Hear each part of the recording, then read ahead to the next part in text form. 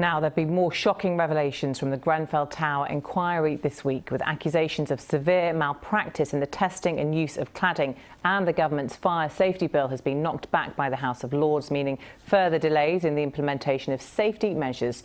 We spoke to the Labour Lords housing spokesperson about the ongoing cladding scandal. We don't believe that individuals, the leaseholders or the tenants should have to pay for things that are not their responsibility, and that we want to see the warranty providers, the owners of the building, and the people who potentially put the wrong cladding on responsible for the costs. But it should not be the leaseholders or the tenants responsible for those costs. They're the innocent victims here. I mean, the government keeps saying that they are in favour of the recommendation, they intend to implement them, but every chance they're given to actually do that, they vote against it. I do not understand their position at all.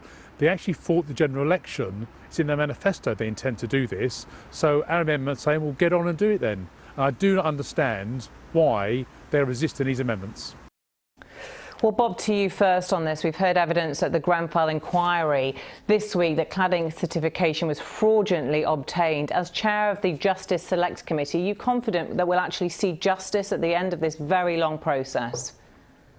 I very much hope so. These matters actually come under the Home Affairs Select Committee rather than the Justice Committee, which isn't allowed by the standing orders to look at individual cases. But I have been following Grenfell very closely because I've got a tower block in my constituency that's directly affected by this. I have a lot of faith in Sir Martin Morbeck. I'm sure that he will get to the bottom of this. But it does highlight very, very serious matters. And at the end of the day, there was clearly a failure in the regulatory system. That actually doesn't sit at the door of any one government because it was something that grew up over a period of years.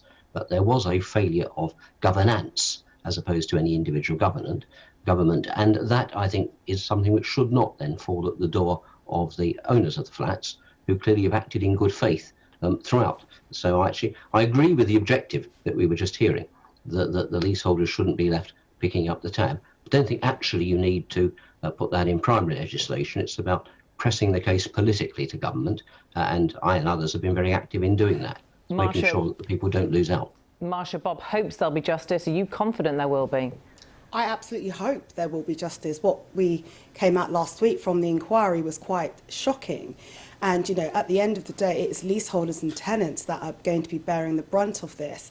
And, you know, what we need to see is when the legislation comes back to the Commons, that everyone gets behind it and they support those amendments, because we really need to get on and ensure that all of those recommendations that came out last year are fully implemented. The government have said they want to implement them, so they should get on and do it. We've just seen a real slow crawl towards getting justice for everybody. I mean, it's 3.5 years on from Grenfell and from the tragedy, and I have constituents who are living in blocks that are still wrapped in cladding. It is unfair. They bought their homes in good faith, but yet they are the ones that are bearing the brunt of this. You know, we absolutely need to see action from the government on this. OK, well, let's just bring in one of Bob's constituents. He mentioned that one of the tower blocks in his constituency is affected. Let's hear from one of those constituents trapped in a flat with cladding issues.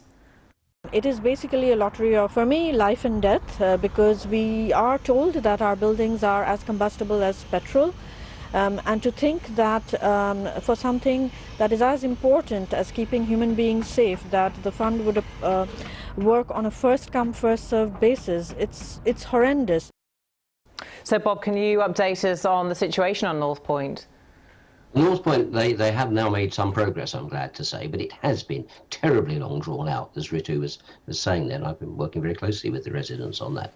They are now actually doing some of the work, and that's got underway, but we had to fight to make sure that they could get insurance whilst the work was being undertaken, because they were next to a railway line. It's been far too bureaucratic a process, and that's what I want to concentrate on, is cutting through the bureaucracy. And the other thing I think we've got to deal with is to make sure that the people at Northpoint and other blocks don't have to pick up the direct consequential costs of this. The fund picks up the tab once you eventually get the money out for the cladding remediation, but they've had to put up with lots of other big costs. For example, having a waking watch.